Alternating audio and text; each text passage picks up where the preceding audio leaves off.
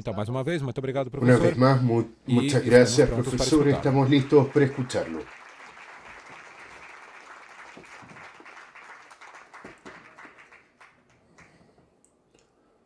Es una gran alegría estar aquí en esta generosa invitación. Especialmente me alegra estar aquí en presencia de por lo menos tres. ¿Melhoró? ¿Mejoró? No, No, no no melhoró. mejoró. Nada. Nada. Me Me alegra especialmente estar acá en presencia de tres héroes de América Latina, Pérez Antonio, Coronel Plazas y Armando Varadais, cuyo libro leí más de 20 años atrás y tuvo una influencia muy grande en mi vida. Agradezco mucho al Instituto por esta oportunidad. Muy bien, nuestro asunto tiene varias puertas de entrada posible. Se puede entrar en este asunto por varias vías y voy a aprovechar una coincidencia aquí hoy. Un rapaz, un reportero del New York Times me preguntó por qué es que tipos como yo y Bolsonaro somos frecuentemente llamados fascistas. Así que vamos a entrar por el lado del fascismo. ¿Cuál es el origen del fascismo? Fascismo empieza por vuelta de 1910, con una discusión interna en el movimiento socialista italiano y con una escisión del movimiento socialista basada en la teoría enunciada por dos grandes teóricos del fascista, Enrico Corradini y Alfredo Rocco. Alfredo Rocco, si bien recuerdo, después fue a ser el ministro del gobierno de Mussolini. Ellos tenían una teoría de que el sujeto agente, la fuerza principal de la revolución mundial, no podría ser la clase proletaria y tampoco podría ser ninguna clase social, porque las clases sociales estaban condicionadas y circunscritas a sus países de origen. No había, por ejemplo, un proletario internacional. Proletario internacional era apenas una forma de decir, pero si el proletario italiano saliera de ahí y fuera a Alemania, no sería un proletario, sería un mendigo. La condición de proletario es condición nacional. Pensaron, si queremos una revolución mundial, el sujeto activo de esa revolución no podría ser la clase proletaria, ninguna clase. Solamente la nación puede ser agente de la revolución mundial. Así que la idea de que, digamos, naciones revolucionarias, de naciones proletarias contra naciones burguesas, o naciones explotadas contra naciones explotadoras, fue el origen del fascismo. Si observaren bien, verán que después de la Segunda Guerra, esta estrategia fue adoptada por todo el movimiento comunista mundial. El movimiento tercermundista creado por Stalin no fue nada más que esto. Si tomamos la historia del Partido Comunista Brasilero, verán que a partir de la Segunda Guerra, a partir del gobierno de Getúlio Vargas, la estrategia era la alianza entre el proletariado y la burguesía nacional contra el imperialismo. Así que es la nación proletaria contra la nación capitalista e imperialista. Eso fue adoptado en todo el mundo. Eso es lo mismo que decir que el movimiento comunista internacional, después de la Segunda Guerra, se transformó en un movimiento fascista internacional. Y es por eso que ellos insultan a sus adversarios de fascistas para ocultar la realidad de su propia política. Muy bien, si tomamos desde el inicio el movimiento comunista con Karl Marx, veremos que siempre todo mal, violencia, criminalidad, que estaba intrínsecamente asociada a este movimiento era justificada en función de fines. Aquí esta violencia, el mal serviría al bien. Como dice, el fin justifica los medios. Por ejemplo, la revolución proletaria, todo el sangre derramado que derramó en Rusia a otros lugares se justificaría en función de un futuro de libertad, prosperidad para el proletariado. Eso jamás se realizó, evidentemente. Como jamás se realizó, entonces fue preciso cambiar el discurso. Pasamos de la revolución proletaria a la revolución de las naciones explotadas contra las naciones explotadoras. Por lo tanto, eso tampoco se realizó. Las naciones dichas explotadas que se revolucionaron contra el imperialismo tuvieron bajo un régimen socialista revolucionario una suerte mucho más miserable, desgraciada de lo que tenían antes. Cuba, por ejemplo, Cuba era la cuarta economía de América Latina o ahora es la 27ª, o sea, Cuba se desgració a sí misma buscando bajo el pretexto de liberarse del imperialismo. Se desgració, encuentro mucho gracioso cuando dicen la culpa de la miseria cubana es el bloqueo, porque estadounidenses no comercian con Cuba. Pero antes de la revolución no era el origen de la desgracia que los americanos comerciaban con Cuba, entonces antes reclamaban por la ausencia y ahora por la presencia. Todo eso de ahí, claro que es pretexto verbales, es una tontera sin sentido. Por lo tanto, entre los años 50 y 60, las personas más inteligentes que había en el movimiento comunista, que eran grupos de filósofos alemanes afiliados a lo que llamaban Instituto de Pesquisa Social o Escuela de Frankfurt, observaron que las grandes contradicciones y conflictos del capitalismo se estaban disolviendo. Por ejemplo, el proletariado ya no podía ser más la gran fuerza revolucionaria porque había sido absorbido por el capitalismo y servía al capitalismo. La condición de vida del proletariado había mejorado mucho, prosperaban por todas partes y se sentían muy bien con el capitalismo y no querían hacer revolución alguna. Las naciones explotadas también vivían de la ayuda de sus explotadores, por ejemplo, la propia Cuba vivía del dinero americano. Luego salió el dinero americano y ahora reclaman porque antes reclamaban porque el dinero estaba y ahora reclaman porque no estaba. Las contradicciones acabaron, entonces ¿cómo podían ocupar las contradicciones si ya no habían contradicciones que podían explotar? El fundador fue el filósofo húngaro George Lukács, y luego fueron todos alemanes, Teodoro Adorno, Max Horkheimer, sí. Así que formularon el problema así, ya que el capitalismo ya no tiene contradicciones económicas que no podamos explotar, y en las naciones pobres ya no hay contradicciones que habían antes, ¿qué es lo que nosotros podemos explotar?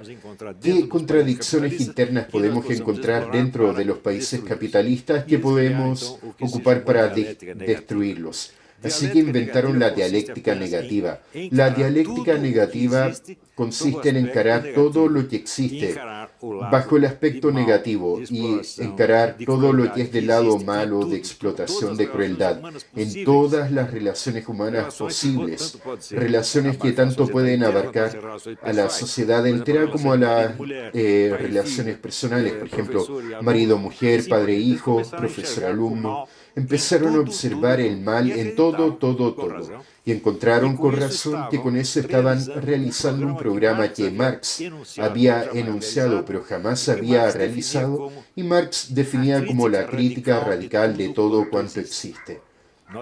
Nota bien, no se trata de criticar la economía capitalista ni a los países imperialistas, pero todo cuanto existe. Así que critica que el matrimonio, educación, amistad, economía, trabajo, la ley, la moral, todo es malo, todo es demoníaco. Y se dedicaron a este trabajo durante 40, 50 años. Por ejemplo, muchos de ellos eran judíos que escaparon de Alemania con justa razón. Huyeron de Alemania porque hubieran muerto.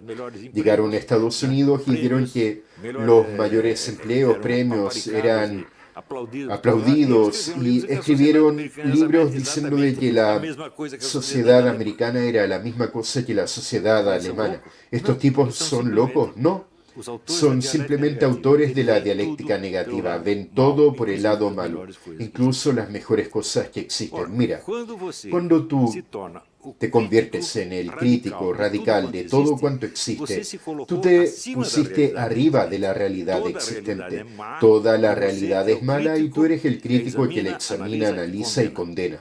Automáticamente te estás poniendo encima de la realidad. No apenas encima de esta sociedad en la que vives, pero encima del universo entero. Solo que, un momento, ¿En qué tú te transformaste? ¿Te convertiste en Dios porque estás encima? No, porque Dios está encima, de hecho, pero Dios no creó el mundo para criticarlo, pero sí para salvarlo.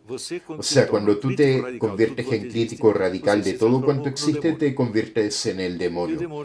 Y el demonio evidentemente está libre de todas las obligaciones humanas. El demonio solo tiene derechos y el derecho del demonio es el derecho de hacer mal contra todo. Y como todo es malo, puede hacer el mal contra todo y jamás será condenado ni acusado. Mira, esto quiere decir que esta política izquierdista de hoy tiene sobre su público, especialmente el público joven, un tipo de atractivo que es distinto al que tenía antes. Antes se trataba de hacer el mal en nombre de un bien. Ahora ya no se necesita más el bien. Ahora el mal en sí mismo es una superioridad. Tan pronto te adheriste a esta política, estás encima de la humanidad. Tú jamás eres sometido al examen. Tú eres el examinador, el juzgador, eres el carrasco, eres el verdugo y jamás serás condenado. Ocurrió un hecho muy significativo. Después de haber lanzado a millones de jóvenes contra sus padres, profesores, leyes, moral, todo, un día el profesor Teodoro Adorno tuvo el desplacer de ver a los alumnos de la facultad invadir su sala y empezar a romper todo. Y él quedó, ahí ya es dialéctica negativa además. Eso ya no se puede.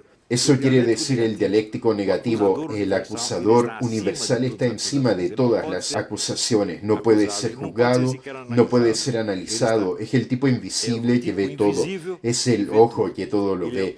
Para ocupar un antiguo simbolismo esotérico, él lo ve todo, él es el ojo que todo ve y jamás es visto. Es por eso que la gente de derecha pregunta así: ¿cuántos libros de derecha leíste? Destruyendo, por ejemplo, la filosofía de Teodoro Adorno. Ninguno. ¿Cuántos libros de derecha destruyendo la filosofía de George Lukács? Ninguno.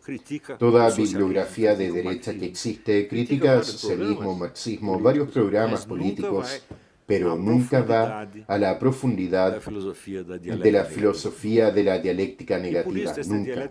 Y por eso que la dialéctica negativa siempre sobrevive y se puede rehacer y reconstruir después de las peores derrotas. Eso quiere decir que en cuanto esta filosofía de la Escuela de Frankfurt no sea totalmente destruida, se va a renovar y va a reconstruir el movimiento comunista millones de veces. Nunca acaba. Porque mira, la destrucción no es destructible. La destrucción vive apenas de destruir. O sea, podemos decir que la gente de la Escuela de Frankfurt descubrió el secreto de la vida eterna. Pueden vivir eternamente, solo vivir de la destrucción y jamás proponer nada positivo. Cuando proponer alguna cosa, propone sobre el nombre de positivo algo negativo. Por ejemplo, operar niños de 5 años al niño de 5 años que dice que es niña, mandas a operarlo, corta el órgano sexual y listo. ¿Puede haber algo de bueno en eso? No, es apenas destrucción. No sabes qué va a ser de ese niño más tarde, no sabes si va a querer su órgano sexual de vuelta. Pero no necesitas saber porque como es destrucción y la destrucción siempre es positiva, vamos para adelante. Cuando tú propones, déjame tomar un poco de agua.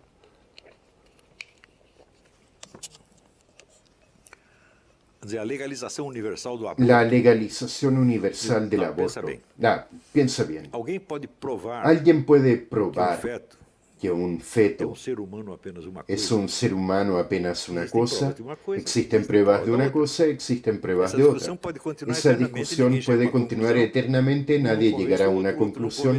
Uno convence al otro, el otro no convence a nadie. Significa que nadie sabe la respuesta a esa pregunta. Si no sabemos, hay 50% de chances para un lado y para el otro. Por tanto, la decisión no es racional. Aquel que es a favor del aborto no es por motivos racionales, es porque lo quiere. Él quiere el aborto universal y él quiere porque el aborto universal es negativo y por tanto, bajo su punto de vista, siempre será positivo.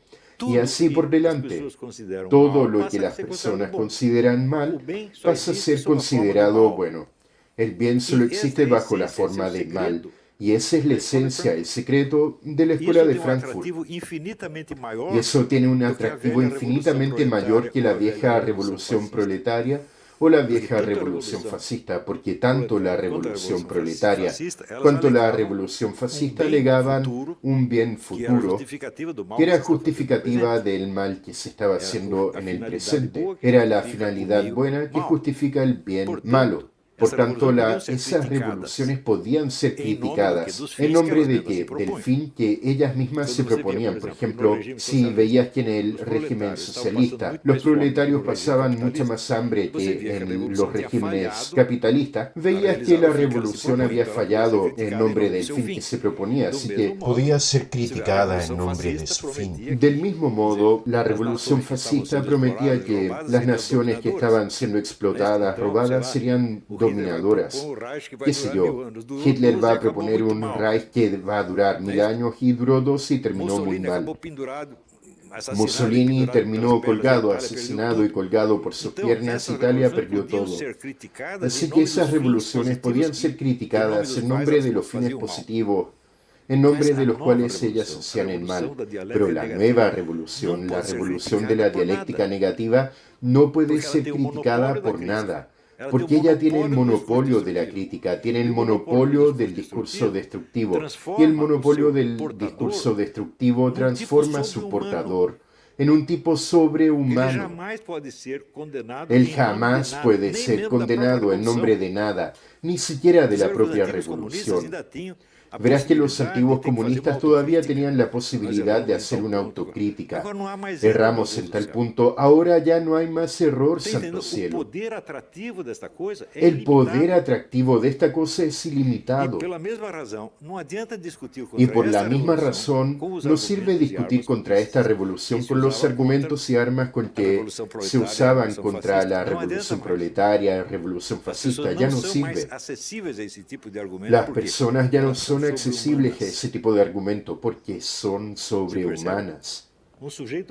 ¿Percibes? El sujeto, por ejemplo, que nació hombre y decidió convertirse en mujer. Bueno, algunos acaban pareciendo mujer, pero la mayoría no pasa. El sujeto continúa pareciendo hombre. Tú lo ves y ves un hombre. Pero él dice, yo me siento mujer y tú no tienes el derecho de mirarme como tus ojos me ven. Me tienes que mirar como yo quiero ser visto.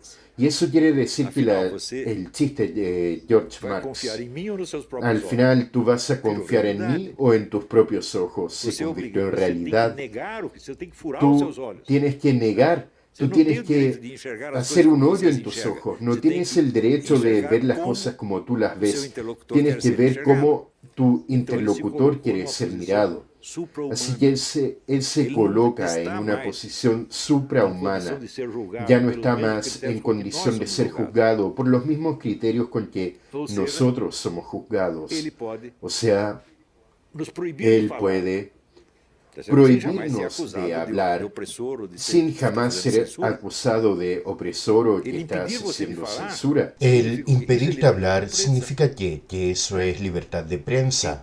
En Cuba existe la libertad de prensa, tanto que todo periodista está en la cárcel. Ponerlos en la cárcel es libertad de prensa. ¿Por qué? Cuba no puede ser juzgada por criterios humanos. Cuba no tiene más una finalidad positiva que necesita alcanzar para justificar su revolución. Su fracaso se transformó en su éxito, porque quien determina lo que es fracaso y éxito son ellos mismos. Fidel Castro muchas veces, el pueblo cubano estaba pasando hambre. Nosotros no tenemos ese consumismo obsceno que tienen en Estados Unidos. Comemos apenas lo que es necesario. Ustedes comen 2 bifes todos los días, nosotros comemos un bife por año. Y lo dice muy orgulloso, o sea, el fracaso se convierte en éxito porque el mal se convierte en bien. Y todo bien que existe, dime una cosa, ¿existe un bien humano que sea absoluto? No, somos apenas humanos, no somos Dios. Bien absoluto, solo Dios consigue hacer. Todo lo que hacemos, el bien predomina. Pero no quiere decir que sea 100%, 90%, 80%, y nos satisfacemos con eso. Pero ellos ejemplos donde hay 10% mal, ellos dicen que es todo mal. Y ese pequeño mal está presente en todo. Así que es el tipo de falacia filosófica que se enuncia de la manera siguiente: todo es tal cosa. Por ejemplo, si dices todo es energía, bueno, ¿existe algún fenómeno donde la energía esté ausente? No, tiene que estar presente en todo. O sea, todo es sexo. ¿Existe alguna acción humana que no tenga ningún elemento sexual? Bueno, por lo menos la gente tendrá que ser hombre o mujer, así que el sexo tendrá que estar presente, o todo es ley de gravedad. Bueno, la ley de gravedad jamás estará ausente. Todo factor que está presente en todos los fenómenos no puede ser causa de ninguno de ellos. Pero la técnica hoy es la siguiente: tomas el factor presente en todo y dices que es la causa, y usar como argumento la omnipresencia de esta. Es claro que es una falacia lógica ridícula, grotesca, pero eso convence a las personas. Así que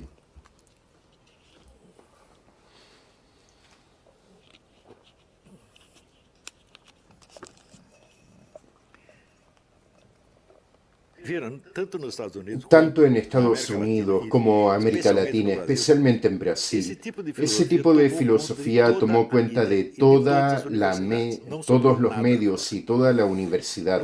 No sobró nada afuera. En Brasil vi ese fenómeno porque a partir de los años 60, después de la dictadura militar, los comunistas, viendo que habían sido derrotados y expulsados, decidieron usar la estrategia de Antonio Gramsci, que era la revolución cultural. Revolución cultural primero y política después. Tomar los medios, editoras, universidades, etcétera, lentamente, despacito y sin decir que es propaganda socialista, porque el objetivo de Antonio Gramsci, él mismo lo definió así: vamos a hacer que todos sean socialistas sin saber.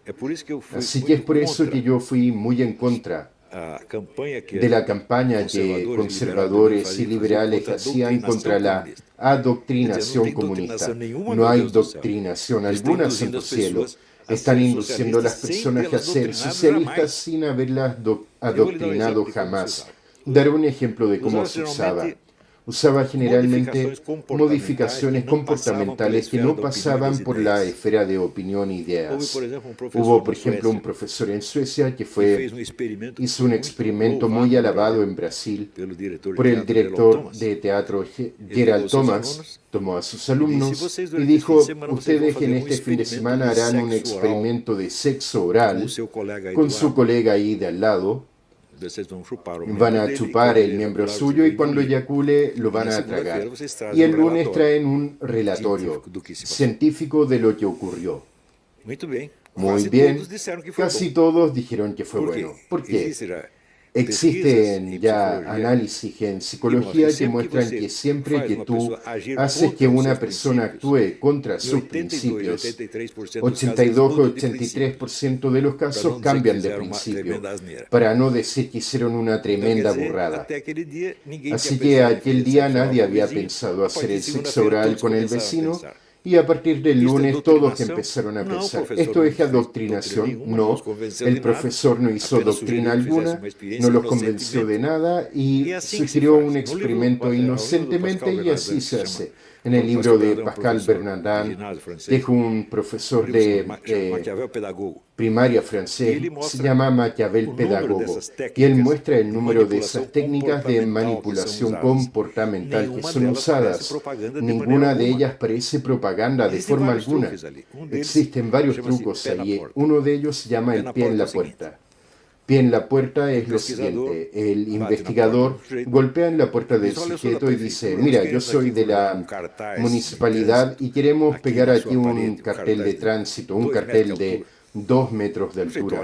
El sujeto mira al tipo y dice: no, santo cielo, vas a tapar mi puerta, va a quedar horrible mi casa. Pero mira, tenemos este cartelito chico de 30 centímetros, lo podemos colocar. Entonces tú pides algo más difícil, nadie va a dar, y luego pides algo más fácil, todos van a ceder inmediatamente. Sugieres algo, los alumnos dicen no, respetas la opinión de ellos y haces una sugestión un poco menos chocante y todos la aceptan. Esas técnicas son ocupadas todo el tiempo. El sujeto que llama eso adoctrinación no entiende nada. Él cree que están haciendo propaganda comunista. No hay propaganda comunista. Están haciendo un uso intenso de esos trucos. Mira, adoctrinación es algo que pasa por la cabeza, opinión, ideas. Si tú haces adoctrinación, tú estás pidiendo un debate, pidiendo una discusión, pero si tú sugieres experimentos, eso no pasa por la esfera de las opiniones. Cambias la conducta directamente sin pasar por la máquina opinante que está en la cabeza de cada uno. Y eso se llama el dominio total de la mente del alumno. Pero personas muy bien interesadas, intencionadas, que lanzaron la campaña Escuela sin Partido, hablaron contra adoctrinación. ¿Qué hizo la izquierda? Nos están queriendo censurar, nos quieren impedir. Así que mira, la facción que dominaba todo y que baneó completamente la opinión adversaria del espacio dominado y empezó a fingir que ellos habían sido censurados, oprimidos. Mira, eso significa que la gente de derecha, conservador, liberal, no entendió lo que estaba pasando. Ellos estaban combatiendo algo que no existía. Y eso pasa en prácticamente el mundo entero. Voy a dar un ejemplo. Siempre estoy aquí con mi pipa, no solo porque fumo y me gusta fumar, pero porque es un símbolo. El economista Walter Williams, deben conocerlo, es brillante economista negro americano. Él fue el único que hizo el análisis correcto de eso. Él dijo, el movimiento antitabaco fue la primera prueba de amplitud universal para evaluar la posibilidad de manipular a la masa y dominarla. ¿Y qué hicieron? Lanzaron ahí algunos análisis científicos que decían el humo causa esto y lo otro y más allá. Muy bien, ¿cuál es el principio número uno de la terapéutica? Es el principio de que removida la causa cesa el efecto. Hoy el número de fumadores en Estados Unidos disminuyó a 1/3, pero las enfermedades pulmonares cardíacas no bajaron en un caso. No interesa. Ahora el antitabaquismo ya venció. Ahora en todo lugar que vas hay un cartel que dice ambiente smoke free. Primera vez que vi esto, hace 15 años atrás, fui a uno de estas organizaciones conservadoras americanas a hacer una conferencia, vi el cartel y dije, ustedes ya perdieron la pelea. Porque cuando tú permites que la autoridad gobernante policíe tus actos personales, tú ya perdiste todo. Después quieres preservar algunas libertades políticas, no interesa. Si no tienes la libertad personal concreta de hacer lo que te gusta, ya entregaste todo, santo cielo, ya estás derrotado. Y curiosamente, el único analista social que percibió esto fue Walter Williams. Ese artículo lo guardé, es brillantísimo. Si quieren, después les mando una copia. Es así como se hace. ¿Y qué es lo que el antitabaquismo tiene que ver con política? Nada, aparentemente es la cosa más inocente del mundo. Y gran parte de la opinión política conservadora, principalmente católica protestante, aplaudieron. No, fumar es obsceno, debemos prohibir, etcétera, etcétera. Sin darse cuenta del daño que hicieron a la libertad pública con esto.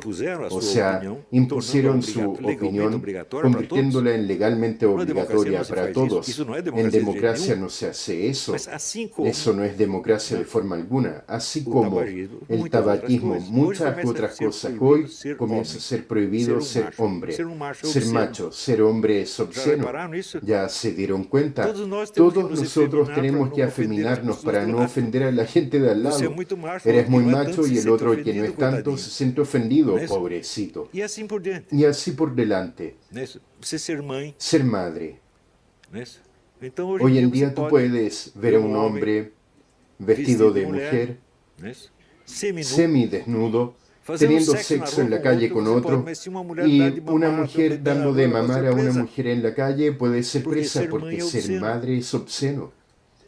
Se dan cuenta, empezó con esta cosa, vamos a prohibir esto, huele mal, no me gusta. Vamos a prohibirlo. Si tú permites que el gobierno prohíba estas cosas, nunca más para. Y nada de esto fue hecho con discusiones políticas, no hubo adoctrinación alguna.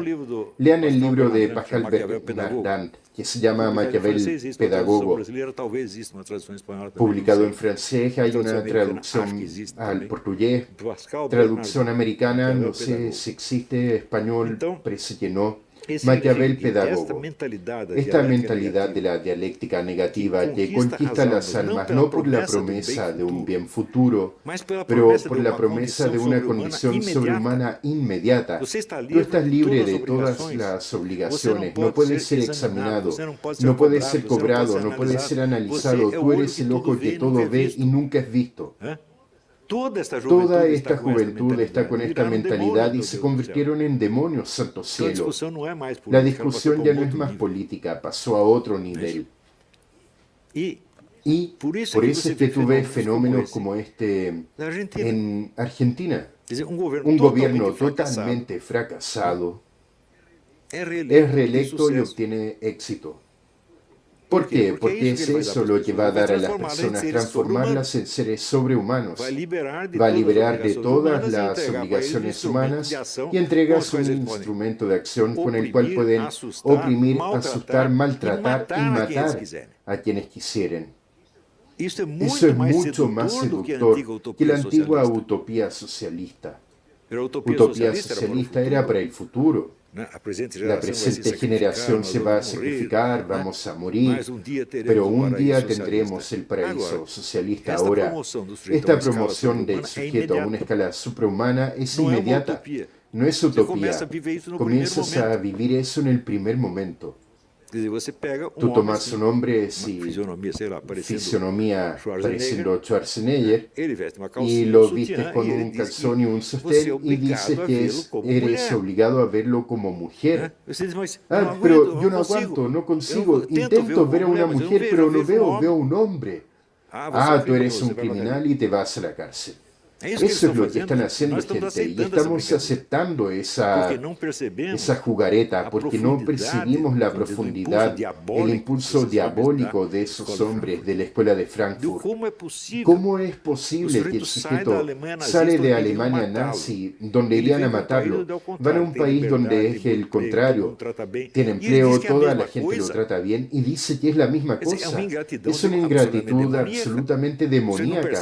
El sujeto no percibe la diferencia entre Alemania nazi y democracia americana. Y él dice eso no en un articulito de diario, escribió un libro de este tamaño llamado Personalidad Autoritaria, donde está esto, según él, demostrado que la sociedad americana es igualita a la sociedad nazista. Entonces, ¿por qué te fuiste de allá para acá? ¿Por qué no te quedaste allá? Eso es lo que yo llamé de paralaje cognitiva. Paralaje cognitiva es un deslocamiento total entre el eje de la construcción teórica del filósofo y el eje de su experiencia real. O sea, aquello que está describiendo, diciendo, desmiente flagrantemente su experiencia real. Y eso es una cosa que existe, el mal permanente del pensamiento occidental en los últimos 4 o 5 siglos. Por ejemplo, Karl Marx, el propio Marx, dice eso, donde él dice que todas las clases sociales tienen una visión deformada de la historia porque ellas tienen intereses en juego y su visión de las cosas es deformada por su interés oculto, excepto el proletariado. Proletariado no tiene intereses especiales, sus intereses coinciden con los de la humanidad entera, así que el proletariado es la única clase que puede tener una visión objetiva de la realidad histórica. Y enseguida él, Karl Marx, que no solo no era proletario, pero nunca había visto un proletario, escribe la visión objetiva de las cosas de acuerdo a la visión proletaria. Pero espérate ahí, tu existencia es desmintiendo la teoría. Tu existencia demuestra que si la visión proletaria es la verdad, es la realidad, tu existencia demuestra que un burgués puede ver la realidad también en cuanto a un proletario. Y acabas diciendo que no puede. O sea, es lo mismo que decir yo, Karl Marx, no consigo escribir este libro, pero tú lo escribiste. Eso no es hipocresía, no es falsidad, es otro fenómeno que llamé de paralaxe cognitiva. Si fuera hipocresía estaría consciente de lo que está haciendo.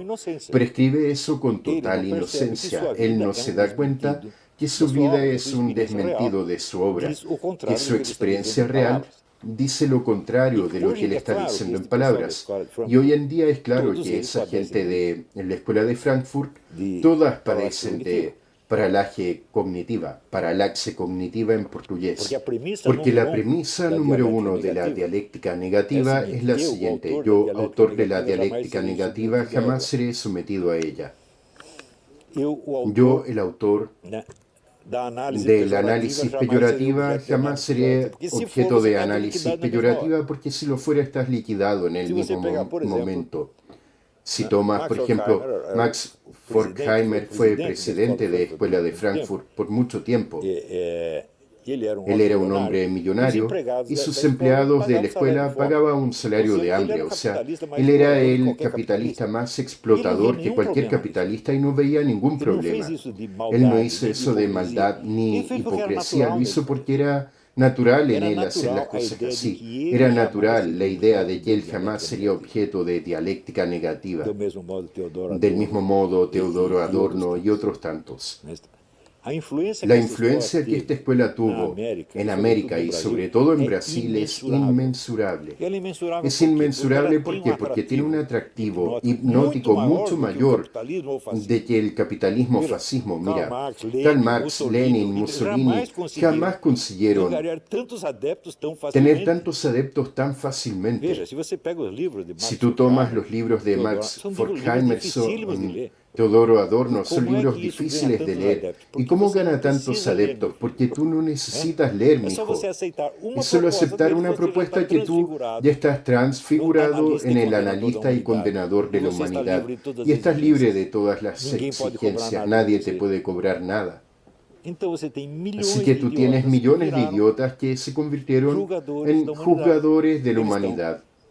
Están sentados en un, como se dice, en una mesa de juez y coloca a la humanidad y condena y listo, se acabó. Y nadie recuerda de hacer lo mismo con ellos. ¿Por qué? Porque la tradición de análisis, tradición de los liberales y conservadores, viene del mundo anglosajón y ellos entienden todo como si fuera una disputa entre el Partido Conservador y laborista británico, los dos sentados en el Parlamento, cada uno de su lado, discutiendo, y uno hace un chiste de vez en cuando y no pasa más que eso. Mira, la política de la Escuela de Frankfurt no es la destrucción del capitalismo, es destrucción de todo excepto ellos. Es la propuesta más cruel, más sádica que alguien ya hizo. Y hasta hoy nadie se dio cuenta de eso. ¿Por qué? Porque los hombres de la Escuela de Frankfurt jamás pertenecieron al Partido Comunista Soviético, así que todo el mundo dice no, son comunistas, pero son más moderados que Stalin. Pero no, Stalin comparado con ellos era un dulce de leche, era un angelito. Stalin nunca dijo que era para destruir todo lo que existía de bueno. Ellos lo dijeron. Detrás de todo bien existe mal. Para dar un ejemplo de cosa ruin que deseaban destruir, Michel Foucault, que era discípulo de ellos y hasta radicalizó su propuesta, él era contra las personas tener padres. Él creía que la peor cosa del mundo era la existencia de papás. ¿Por qué para nacer necesitamos de papá? ¿Qué cosa más injusta? Necesitamos acabar con esto. Verás que el sujeto era contra el capitalismo, no. Era contra capitalismo, socialismo, naturaleza, historia, contra todo. Solo no era contra sí mismo. Pierre Magnard, que sí era un gran filósofo, colega de él, amigo suyo, dijo: él siempre fue loco. Y en tanto la gente lee, claro, Michel Foucault no era una bestia, de vez en cuando tiene intuiciones brillantes sobre esto o aquello, pero es una característica de los. Diferencia fundamental entre filosofía antigua, medieval y moderna es la siguiente. En general, los filósofos antiguos como Platón, Aristóteles tienen razón en el conjunto y erran en un montón de detalles. Hoy es lo contrario, erran en el conjunto pero aciertan en un montón de detalles. Lees la obra de Karl Marx y tiene análisis brillantes sobre esto, aquello, lo otro, tomas el conjunto y no tiene sentido alguno. Foucault es lo mismo. Foucault hace análisis, qué sé yo, cuadro Velázquez, Meninas. Es brillante, claro, pero el conjunto de la filosofía de Michel Foucault no tiene menor sentido y es basado en qué, en maldad. Este es el punto. No podemos aceptar a estas personas como interlocutores genuinos. Decir, no, soy apenas contra tus ideas, pero voy a preservar tu persona. No, mi hijo, tus ideas pueden ser bonitas, lo que no presta es tu persona. Esto, yo lo dije muchas veces. Tuve debate con João Pedro Stedel, que era el jefe del movimiento de los Senterra, MST, en debate en la Bienal del Libro Porto Alegre, no recuerdo el año, quizás mi esposa recuerde, 2000 poco. Y la platea entera era de miembros del MST. Y yo les dije, miren, yo no soy totalmente en contra de tu propuesta de reforma agraria, yo soy en contra de esa porquería de tu líder, ese hombre no presta. Quedaron asustadísimos. De ahí empezaron a impedirme hablar, tomé el micrófono y dije, calla la boca. Y todos quedaron quietitos. Porque yo conozco la debilidad de esa gente. Ellos son malos para esconder su profunda debilidad. La crueldad de ellos expresa el miedo que ellos tienen de existir y de asumir la responsabilidad de la existencia adulta. No quieren eso. Nunca llegan a la maturidad. No quieren continuar jugando a que son los jugadores de la humanidad. Todo el foro de São Paulo está basado en eso y por eso tiene éxito. Y por eso cuántas derrotas sufren políticamente se reharán. Así que Sánchez tiene toda la razón. No podemos ser los antagonistas del Foro de São Paulo. Tenemos que destruir el Foro de São Paulo. Destruir para que nunca más se levante. Miren, hoy en día el nazismo no es prohibido. El comunismo también tiene que ser. El Foro de São Paulo también tiene que ser. Eso no es política, es crimen. El tipo dice, hay que matar a todos los judíos. ¿Eso es política? No, eso es crimen. No podemos, vamos a discutir acá educadamente. ¿Debemos matar a los judíos, sí o no? ¿Tú crees que tiene sentido una discusión de esas? No, calla la boca, burro. Meterlo en la cárcel y listo. Eso es sino condenarlo a muerte luego. No podemos aceptar más la existencia de esas cosas. No podemos aceptar la ideología criminal como si fuera una propuesta política. No es propuesta política, es psicopatía. Eso es crimen. Así que eso de ahí es mi conclusión. Muchas gracias por su atención.